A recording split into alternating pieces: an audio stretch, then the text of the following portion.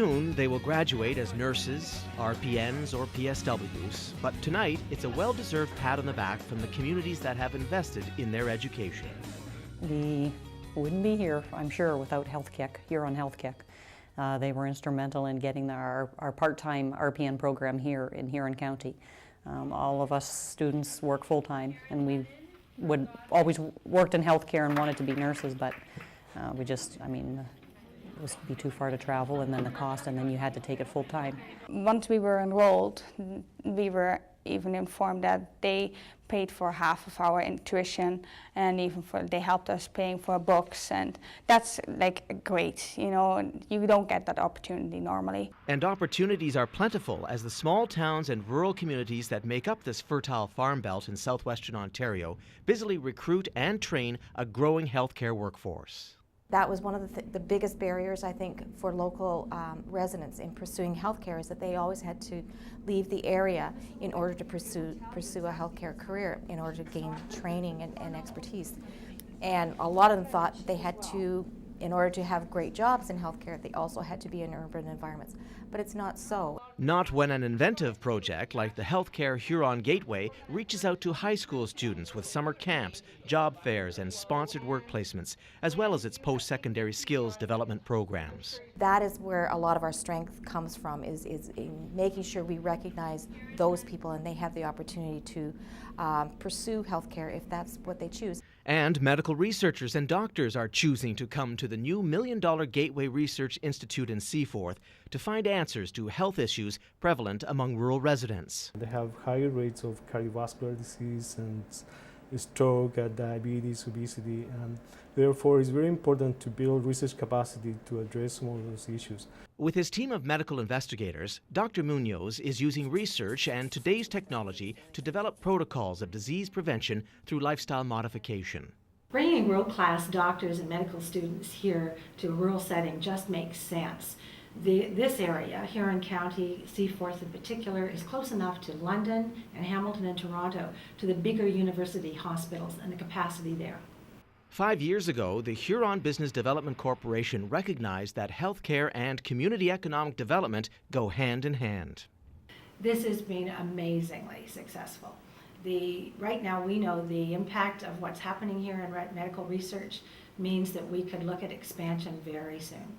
Soon, more local young people will take up a career in healthcare, just as more healthcare workers upgrade their skills. Communities and volunteers increase their awareness and recruitment efforts, and more physicians relocate to a rural lifestyle. I would recommend that any staff and any board of directors of any Community Futures can make this kind of initiative happen. It's feel good in every way. The Health Kick Huron Gateway, a Community Futures project of excellence.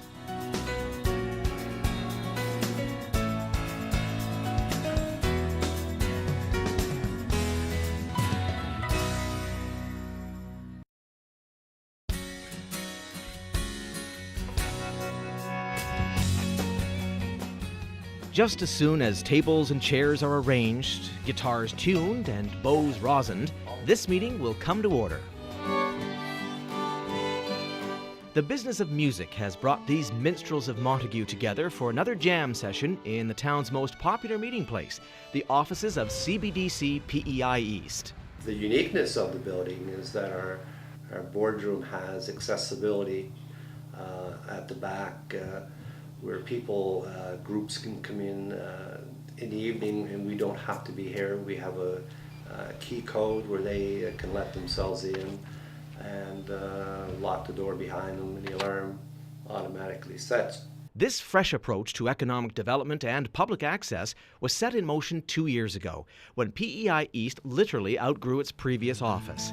The solution was a revitalizing boost down on Main Street by renovating an old building with enough space for the corporation and the community.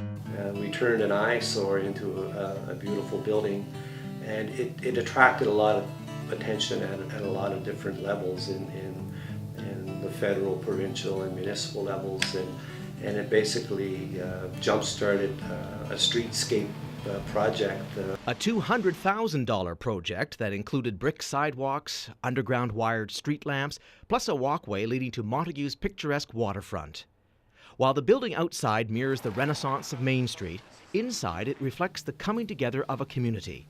160 nights a year, the boardroom is booked by more than 60 not-for-profit groups, including the Chamber of Commerce, the PEI Business Women's Association, Tourism PEI, and, of course, the Southern Kings Fiddle Association. It means everything to us. We were looking for a place when we started talking about getting together, and a place like this is fairly central too, and it's great we're able to come here. It's nice to be able to get together. And it all comes together for CBDC PEI East in more ways than imagined. For its beautification efforts, PEI East was named Best Commercial Business by the town. And then there's the value added that comes with being a hub for community activity, a higher profile and increased awareness throughout the hills and harbors of Montague. For the first time visitor, the question is always, what do you people do here? And you just couldn't buy that advertising in newspaper or print. We basically are selling our wares every day just from the traffic that comes through our boardroom. CBDC PEI East and Downtown Revitalization, a Community Futures project of excellence.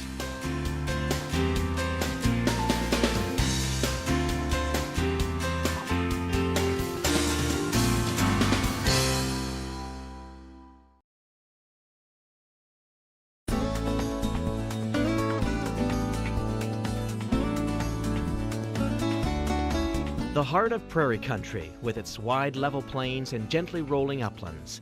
A province whose motto is strength from many peoples.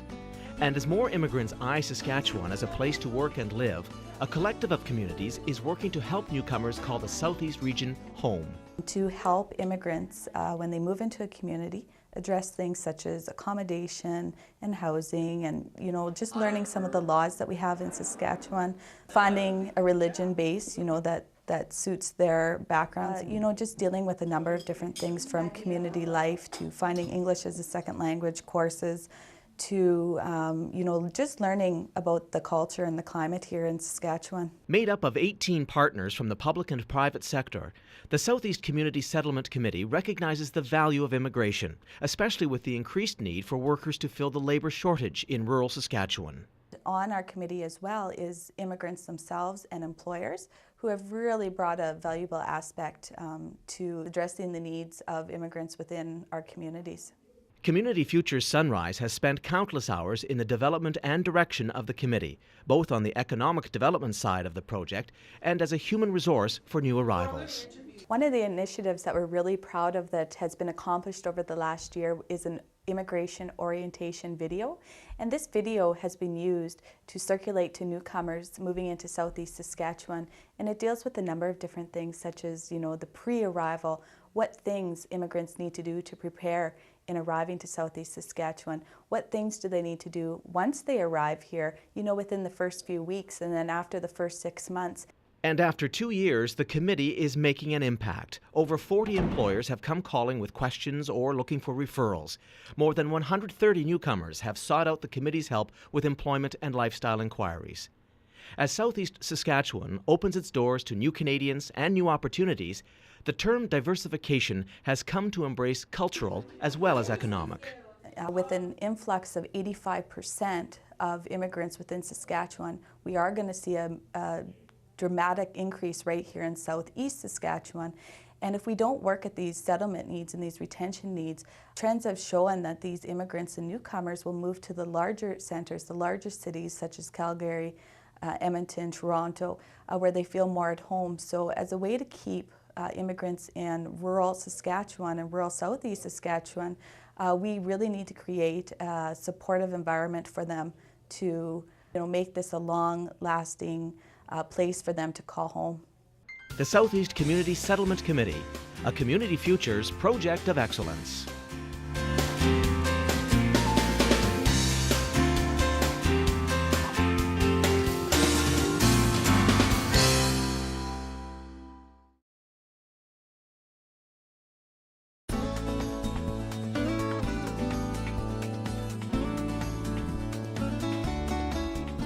North Vancouver Island, rustic, remote, and well connected. When telecom giants couldn't find a case, Community Futures found a cause. Through Community Futures, one of the best community projects we could do was to work with rural and remote communities and have them hooked up to high-speed internet to assist in building economic development and employment in the area.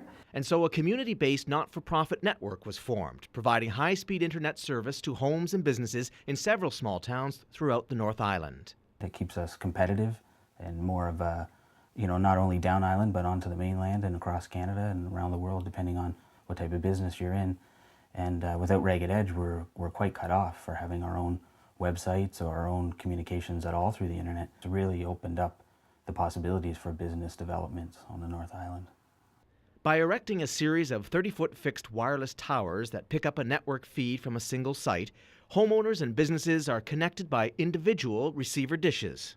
Anybody with one of these can receive high-speed internet in the middle of nowhere, basically. Aaron Monroe is the network's technical whiz who's been hooking up subscribers in 7 communities across the island, including Cheryl Middleton, a software support representative for a healthcare company. Gone now are the days of high-priced satellite service or dial-up hell. Because it was so slow, I had a lot of latency, so when I would run something in my application, it would be 5 to 10, 15, 20 seconds before they actually saw what I was doing. Now with the high speed, as soon as I was able to demonstrate or show them what I wanted to see, they saw it right away on their screen.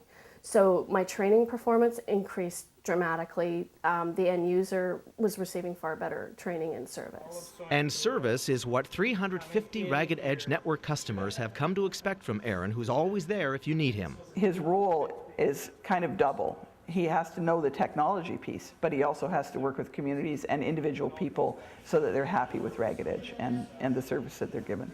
As the Ragged Edge network slowly moves towards self-sufficiency, the goals of maintaining a modern lifestyle while enjoying rural living are being achieved. Built through the combination of Community Futures and Community Champions, North Vancouver Island has bridged the digital divide. This program could not have happened without those people in the communities actually giving time, energy, land sometimes, places to put towers, helping us know the local knowledge that would assist us in making it happen in those areas. So it was really a collaboration of a lot of pieces. The Ragged Edge Community Network, a Community Futures project of excellence.